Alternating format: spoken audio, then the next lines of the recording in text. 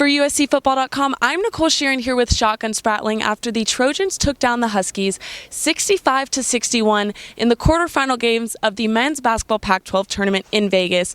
So Shotgun, this continues a 5-win streak the Trojans have over the Huskies, but what is your automatic reaction after this game? Yeah, they beat the Huskies, but Washington has not been a great team recently, so to beat them is not necessarily of note in that regard. Finding a way to win is what you take away from this, because Washington's playing a little bit better. They played much better at the end of the season, but USC turned the ball over 23 times. When you turn the ball over 23 times, it's a minor miracle that they find a way to win. And it's, unfortunately for USC, this has become a theme for them. They've been turning the ball over consistently the last 3 or 4 weeks of the season. That's 9 straight games now with double-digit turnovers, which wouldn't necessarily be the worst thing ever if they were up-tempo, fast-paced, up and down type of team, and they were causing a lot of turnovers as well. But this is the 4th consecutive game that they caused less than 10 turnovers as well. You had UCLA, having only 1 turnover in the regular season finale. Washington had 8 in this game, so it was a minus 15 turnover differential for USC. And if they play like this tomorrow against UCLA, they'll get wiped off the floor.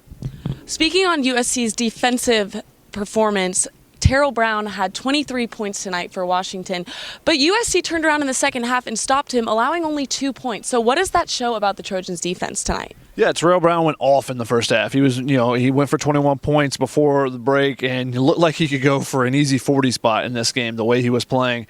But USC locked down on him, and that made everything that much more difficult for the Huskies. Especially late in the game, the final 12 and a half minutes, Washington shot 15%. They were 3 of 20 in the last 12 and a half minutes, and that's why USC was able to overcome the turnovers that they had. They were able to get stops over and over, even though they were giving Washington more and more chances than they should be giving them. Isaiah Mobley came up with a couple of big plays late in the game. He blocked Terrell Brown. They switched off and got Terrell Brown on him one-on-one. That's the matchup that the Huskies were looking for. He blocks his reverse layup attempt, and then there's a review. Washington gets the ball back, still a chance to tie with a 2-pointer, and he covers Emmett Matthews on the wing. He tries to drive by him. He's right there the entire way. So he played great defense. Overall, the team defense was really good, and that was the difference for them. They were able to win because their defense held up while their offense just continues to struggle to find a way to get into their offensive sets. USC's shooting terrifically right now. They shot 49%, I believe, in this game, or near it. Once again, up near 50%. They're making a ton of shots when they get those shots. But the problem is they're not getting any shots when they keep turning the ball over consistently, and a lot of that's leading to some fast break points as well for the opposition. So, when their defense is in their half-court sets, they're doing really well. When the offense can get get shots up, they're doing really well. But they're creating transition opportunities for the opponent with all the turnovers they're having, and they're giving all those extra opportunities to their opponents. They're causing them to get even more stops. So, if they don't clean up the turnovers, March is going to be a quick run for them. So, you can get by with what they did tonight against Washington. You can't do that against UCLA or Arizona if they were to play them in the championship game. And you can't do that in the NCAA tournament either. One of Washington's star players, Nate Roberts, fouled out in the second half of this game. So how was this a turning point for the Trojans tonight? Yeah, Nate Roberts was controlling the middle of the defense for Washington. They were playing their zone defense, but also matching up in man and creating a lot of one-on-one opportunities. And we're stopping USC pretty consistently at times. But when he went out, that kind of opened up the lane. Drew Peterson got a couple opportunities where he was able to drive, get to the basket. Very similar. A couple other. Boogie Ellis went off in the second half and had a good night, scoring 17 points. He's the only guy in double figures for USC.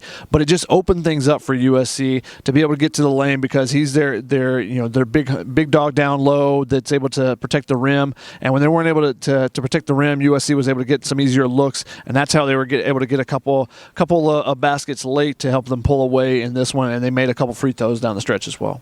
And what do you have to say about Boogie Ellis carrying this Trojan team offensively tonight, like you said, with 17 points? Yeah, no one else really stepped up. I mean, they shot well. No one really stepped up and had a big performance, but Boogie in the second half, USC falls behind by 8 early in the second half. Andy Enfield calls a timeout. He was asked what he said during that timeout. He said, I don't know. I don't remember exactly. A lot of people were raising their voices because USC was not happy with the effort they were getting. And, Boogie Ellis stepped up. He had a couple threes right after that to get him right back in the game. And, that was kind of a mini turning point early because things could have quickly separated with the way that they were turning the ball over. But they got a couple clean looks and he knocked them down. And that's going to be really big for USC is to knock down those open looks, but to take care of the basketball. If you take care of the basketball, get a couple of those threes, they're a dangerous team. But if you don't get a shot at all, which was what happened in one stretch where they went over 3 minutes where they had 5 straight possessions with turnovers.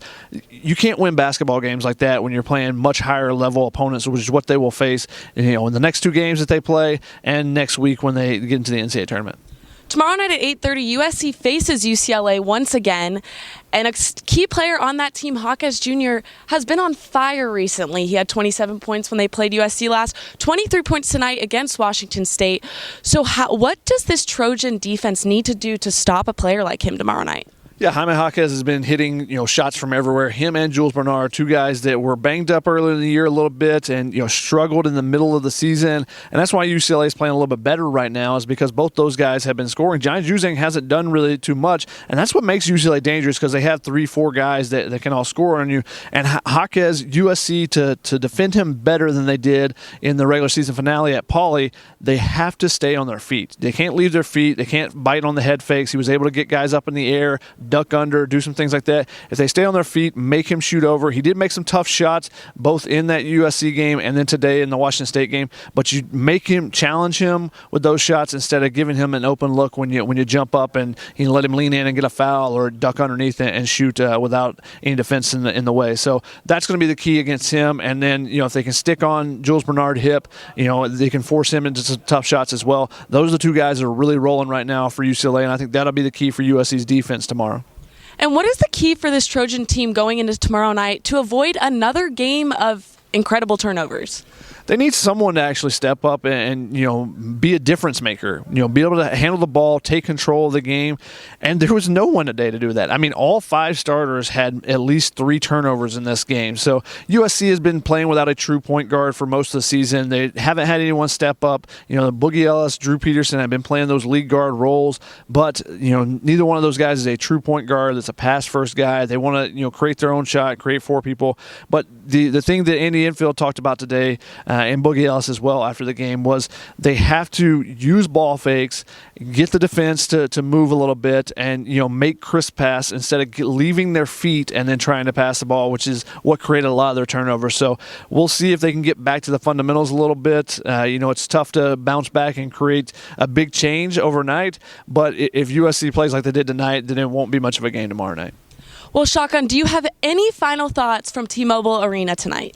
No, I'm really interested to see the crowd tomorrow night with T-Mobile and how the USC fans and maybe some UCLA fans, how those people in LA go, hey, it's a Friday night, 8:30 game. I can get off work and get to Vegas in time.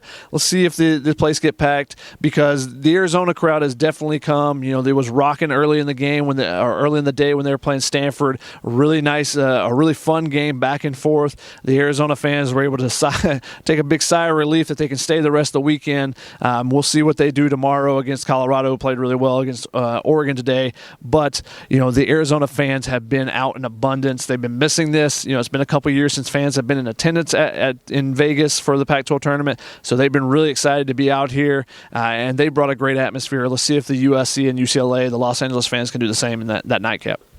Well, tomorrow night, USC takes on UCLA at 8:30 p.m., looking for revenge against the Bruins. But for Shotgun Spratling, I'm Nicole Shearin, and check out uscfootball.com for more.